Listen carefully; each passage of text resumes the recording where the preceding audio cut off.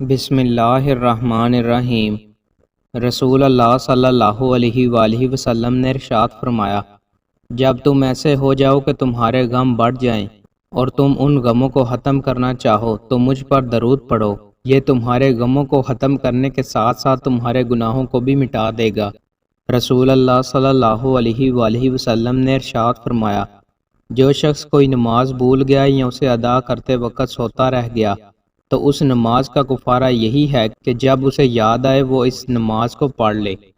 رسول اللہ صلی اللہ علیہ وآلہ وسلم نے ارشاد فرمایا، جو چاہتا ہو کہ اس کے رزق میں فراخی ہو اور اس کی عمر دراز ہو تو وہ صلح رحمی کیا کرے۔ رسول اللہ صلی اللہ علیہ وآلہ وسلم نے ارشاد فرمایا، رات کے آخری حصے میں قرآن پڑھنے پر فرشتے حاضر ہوتے ہیں، یہ افضل وقت ہے۔ رسول اللہ صلی اللہ علیہ وآلہ وسلم نے ارشاد فرمایا، جب تم اللہ سے دعا کرو تو اس سے سیدھے ہاتھوں سے دعا کرو اور اس سے الٹے ہاتھوں سے دعا نہ کرو۔ جمعہ کے دن ہونے والے 6 عظیم کام۔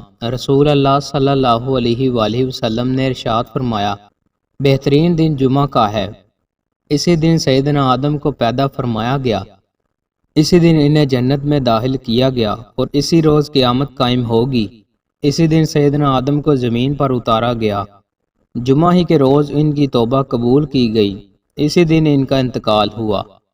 دوستوں، مزید اچھی ویڈیوز کے لیے ہمارے چینل کو سبسکرائب لازمی کریں۔ بہت شکریہ۔